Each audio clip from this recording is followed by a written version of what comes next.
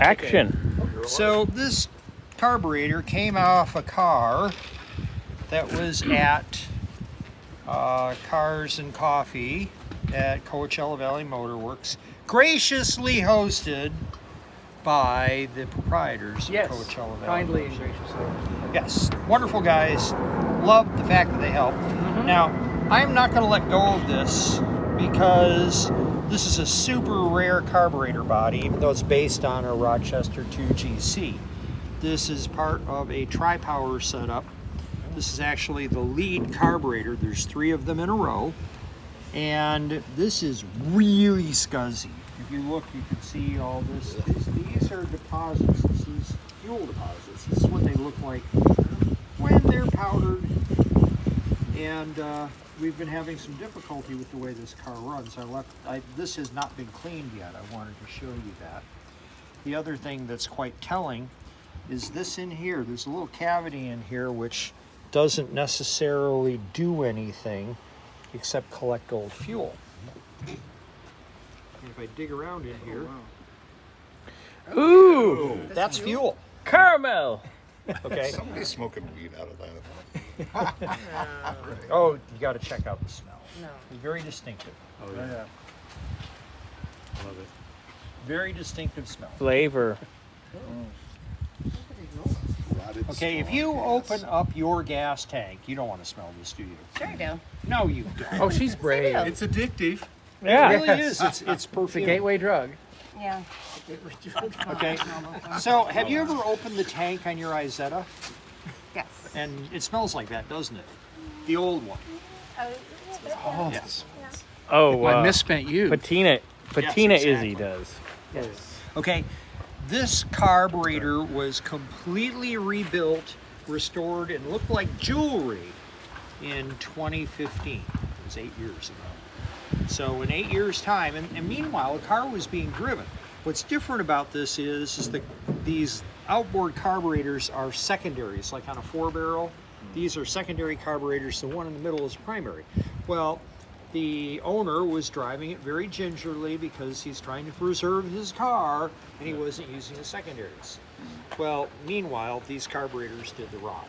Not only did they do the rot, but because there's water in fuel, where this is leather, believe it or not. I can pass this. You can see this. This is actually all failed. This is broken right here. It's actually cracked. It glued itself into position here, and I had to use a pry bar, very gingerly, mind you, to separate the air horn from the carburetor body and pull this out. And you can see there's a ring in there, and that's corrosion. I'm going to have to get in there and clean that out so that the fuel pump will work properly. Now, and here, you can take a look, grab that, pass it around. What kind of solvent do you use to break it down? I use a mixture of purple power and water in an ultrasonic cleaner. Oh, like jewelry. Yes, exactly, except mine's bigger. It's about this big. I should have bought a bigger one because I use it every day, just about. Get a new part, throw it in there, turn on the machine, let it do its thing, boom. I got myself something that's reasonably clean. Now, so you can't get leather fuel, that's an accelerator pump, right? Can't get leather anymore. This is the replacement. It resembles that, and it'll work just fine. What I wanted to point out to you, because this is a very important point, you note the color of that cup, and I'll send that around. There you go. That color is critical. Why is that color critical? Tell the story. Ethanol fuel. That's right. It is ethanol resistant. There is Teflon or fluoroelastomer in that mixture. The fact that So a stock carburetor would use nitrile or Buna-N, that's the trade name for it, and those typically would be black, right? So if you get a black cup on your fuel pump, it ain't gonna last. You don't want that. That one actually is made in the United States. It's sold by Walker. You can buy it at a local parts store. And that is an ethanol-resistant accelerator pump cup. aren't So- we far enough into ethanol, like unleaded fuel? Aren't they all now ethanol resistant? there are many. That little cup is quite a bit more expensive. And if you are in China, you will sell your stuff, and it goes to the United States, and it never comes back. Ooh. Are you modeling? I am. And I'm Are you telling Vanna? There are a lot of Be parts. Vanna. Rochester Carburetor parts. There are a lot of parts. That come That's not a new here car. from overseas New car that are parts. very poor quality. They look like the correct part, but the metallurgy, the plastics, you know, the composition of the materials are not up to snuff. And as a result, they fail. And I don't know how many, what is that Autolite 2-barrel? 2100? Yeah. Yeah, it's an Autolite 2100, has an external fuel accelerator pump. It's like right here on the carburetor. Kind of like a Holly does. That's actually what they did. Is Ford copied the Holly design, just made a cheaper version of it, and they put the fuel pump, the accelerator pump here, not the fuel pump, but the accelerator pump here. And when it fails, it pukes gas right out onto the intake manifold, which is a giant no bueno. So you just don't want that. Anyway, so I just wanted to show you this because this is what you're seeing here is common. If you have an older car, there's a better than 50% chance that your inside of your carburetor is not too far off that. Where did that come off of? 1958 Cadillac Eldorado Brome right there. Tri-Power, is that what? Eldorado Brome by Cadillac. By Cadillac, that's right. By Cadillac. So you said it didn't, he didn't drive it hard enough, so that's what caused the sludge there? Or- Yes. yeah. What happens in a tri-power setup, you get a little bit of pullover in your outboard carburetors. Pullover is you've got a large vacuum differential, so it'll actually draw fuel out and into the carburetor. Not much, just droplets. But over time, those droplets evaporate. And when you look at oil, when it comes out of the ground, it's really nasty, smelly, dark stuff. And then they refine it, and the lighter fractions become gasoline and acetone and the like, and the lower fractions become heavyweight oil and asphalt.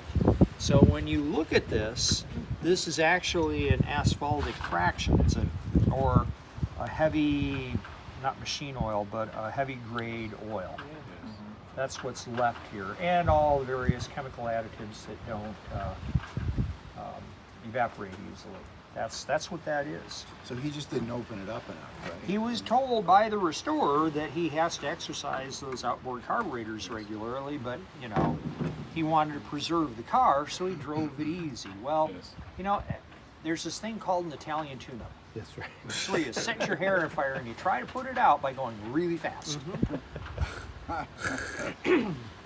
And it's actually not bad for a car. The reason it's not bad for a car is that the combustion chamber on the top of the piston, if the engine stays cold for extended periods of time, you get a buildup of carbon, which increases the compression ratio, which causes the engine to diesel. That's where you turn off the key and it keeps running and it freaks you out. Which was really common in the early 70s when we dropped our compression ratios. We didn't redesign our combustion chambers, and they weren't terribly efficient. And consequently, you get carbon buildup in the engine with diesel and diesel and diesel.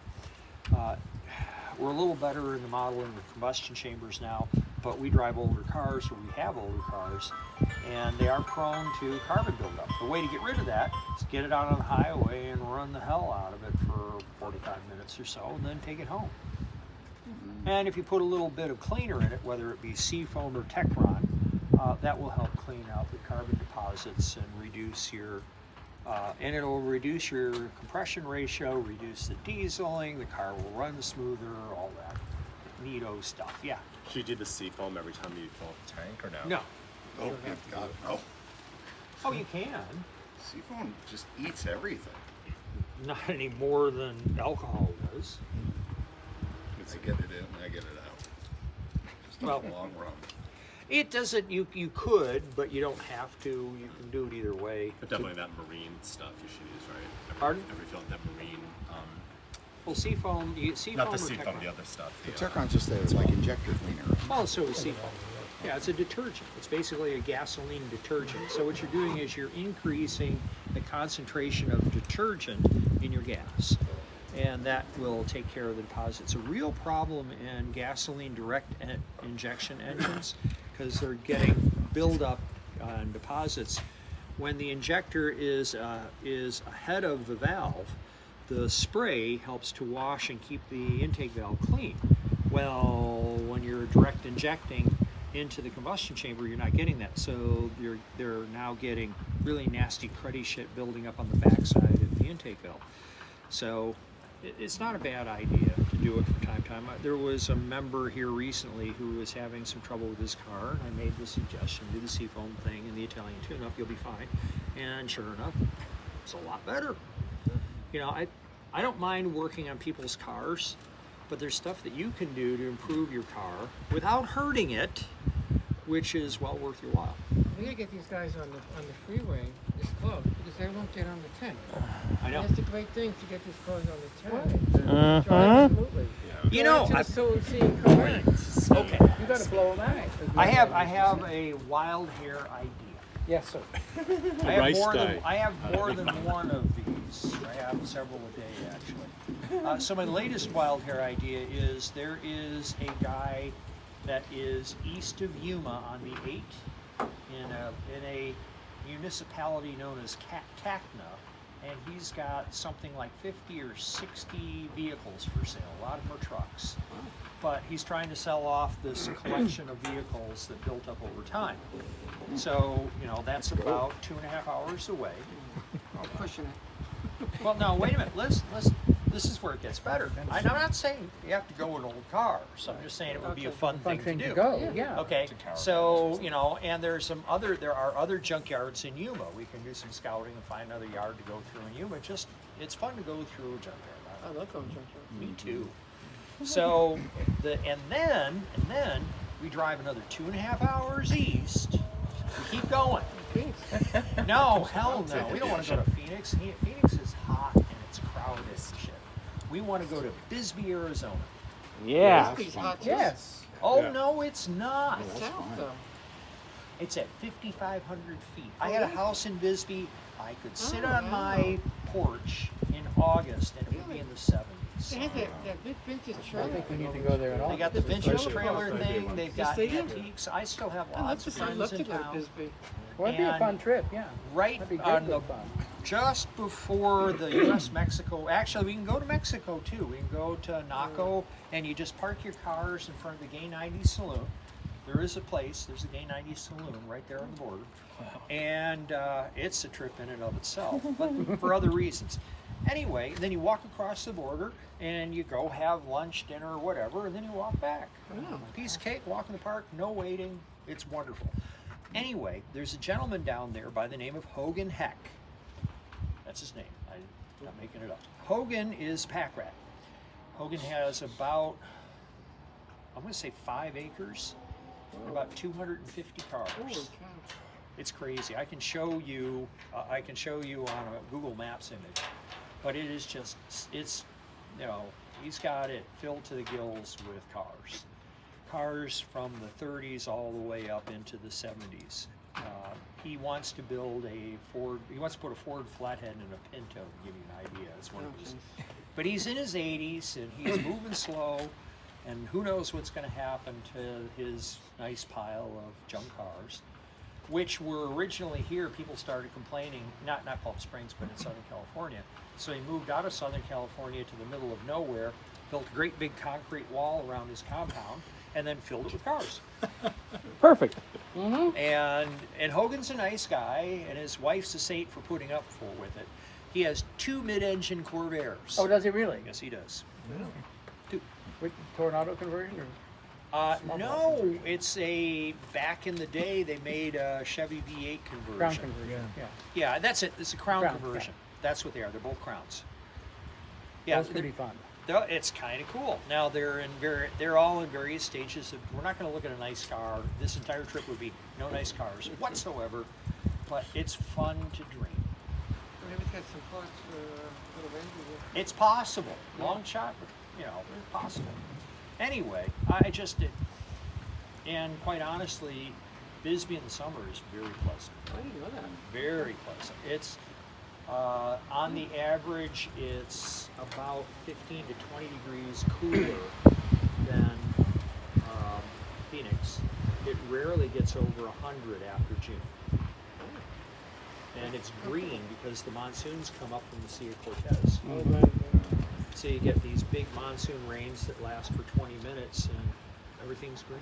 This last year it was outrageous. There were waterfalls everywhere. Oh, wow. Yeah, it's pretty cool. Neat little town. Lots of history. Was the largest town between St. Louis and San Francisco at one point. Yeah. You know, so, oh yeah. And so most of the buildings are from the 1800s. Our house was newer. It was like 1915. So, anyway, well, let's get on. What we want to do is continue pulling paint off of this car. We need all the paint off. All got to come off. We still have a fair amount on this corner here. We got paint on the section, the Franklin section, our graft. So that's got to come off. None of this has to come off because it's all hidden. So we don't have to touch this. But we do have to work on that and a little bit on the other side. A little bit up here. Yeah, we got to get rid of that. And we got some weld to grind. We just have There's just a chrome piece of the road if you want to see it. Got some welds we got to grind. Remember when we were welding this? That was a while ago.